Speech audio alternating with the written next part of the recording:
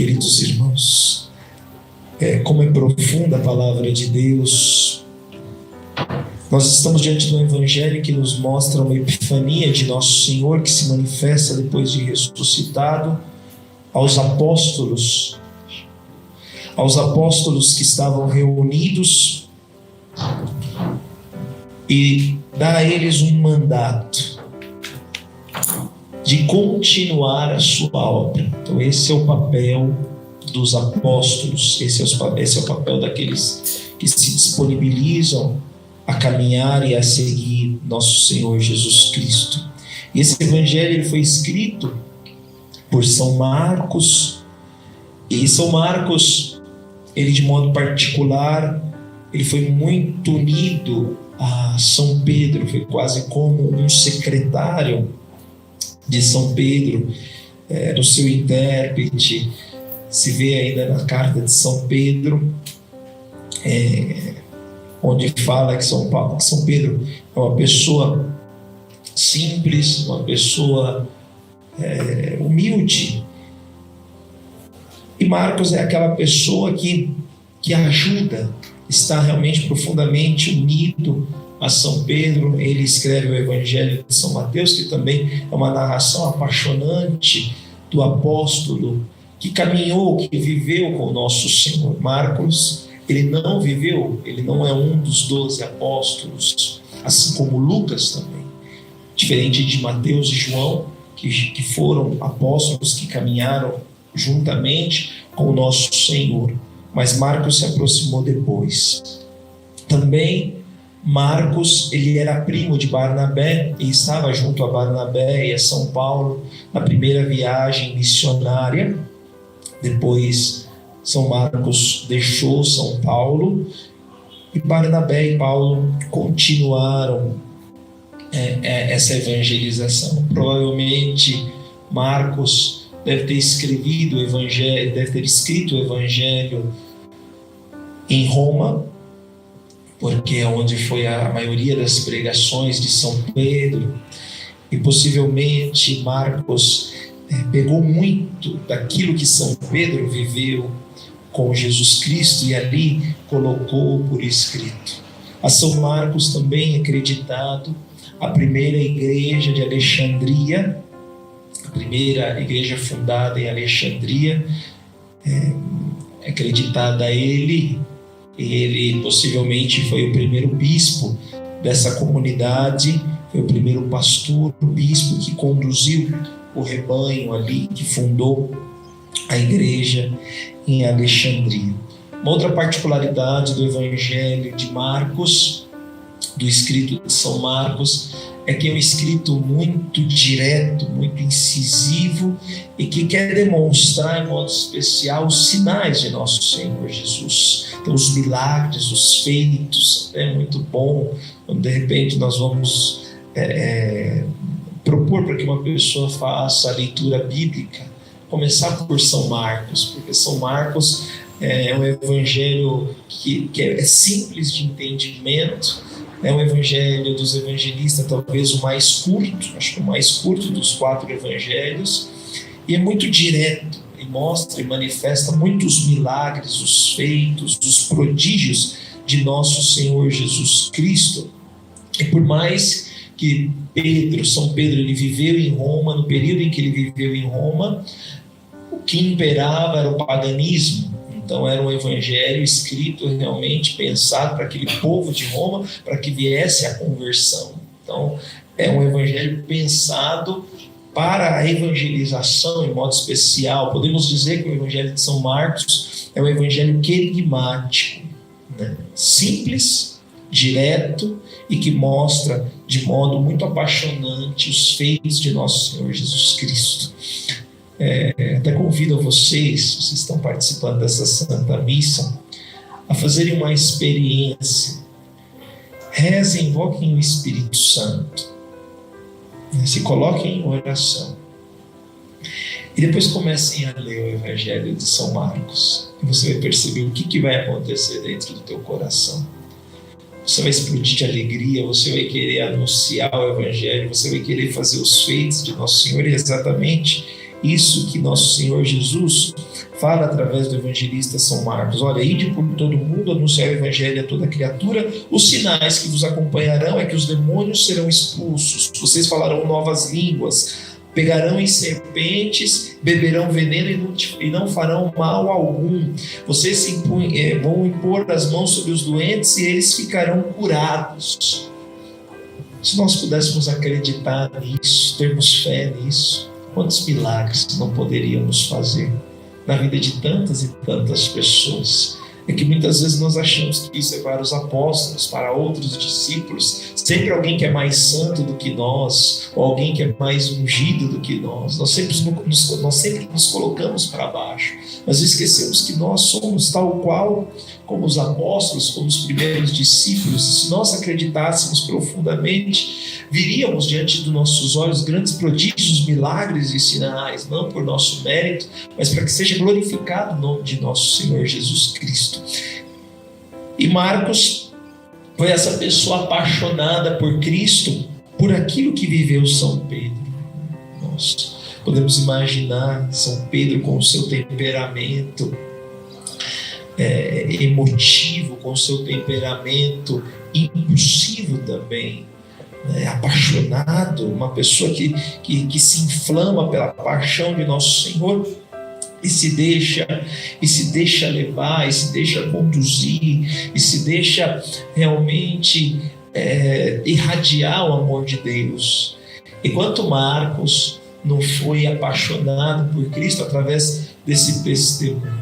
E podemos nos perguntar nós também, quantas pessoas se apaixonam por Cristo através do meu testemunho, através da minha maneira de viver. Hoje o Papa Francisco, na missa na Santa Marta, ele dizia, lendo esse evangelho, porque o evangelho é muito esquito, né? Muito direto, muito objetivo. Mas ide pelo mundo inteiro, anunciar o evangelho a toda criatura. Quem crer foi batizado, vai ser salvo. Quem não crê está lascado, está perdido, está condenado, já era para ele.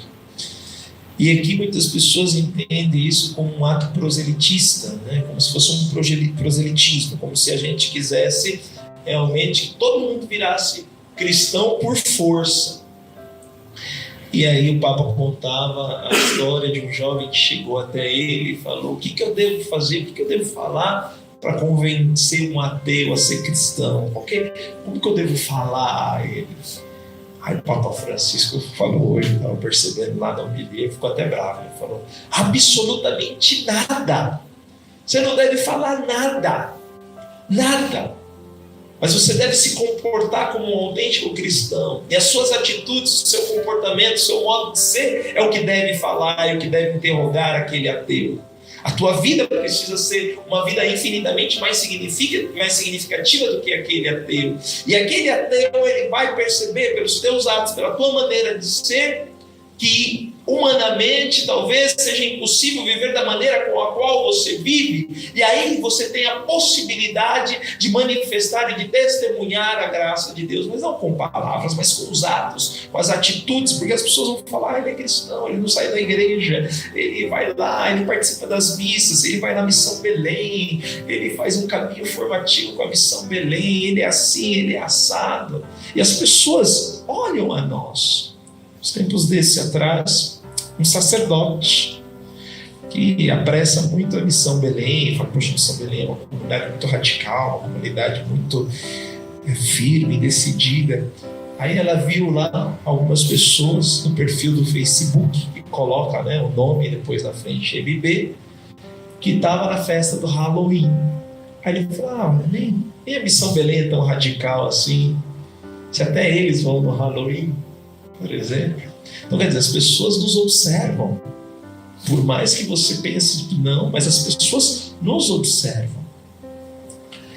E por isso que se você vai lá, começa a dançar um funk e grava, e depois fala que você é do Exu, que você é da Missão Belém, fala que não tem nada a ver, que isso aqui não revela quem você é, revela sim. As pessoas observam. As pessoas observam o seu comportamento, as pessoas nos rastreiam, entende? E aí nós podemos dizer assim: então eu não tenho mais vida, poxa vida, aqui eu não posso fazer nada. Claro que você pode fazer tudo. E como diz o Evangelho, aquilo que você faz às escondidas, faz à luz do sol, faz em cima do telhado, para que todos te vejam. Não tem nada de oculto que não venha a ser revelado, assim como diz o Evangelho de nosso Senhor Jesus Cristo. Entende? Quem é cristão faz na frente, faz atrás, porque sabe que o olhar de Deus está sempre sobre você. E se você faz coisa errada, se eu faço coisa errada, os olhos do Senhor estão sempre sobre nós. Devemos compreender profundamente isso. Então a nossa vida precisa ser transparente, límpida. Não temos nada a esconder de ninguém. E é isso que é belo, e é isso que é bonito, e é isso que atrai os corações, é isso que atrai as pessoas. É isso que faz a diferença. Entende? E você vai percebendo a ação de Deus na sua vida.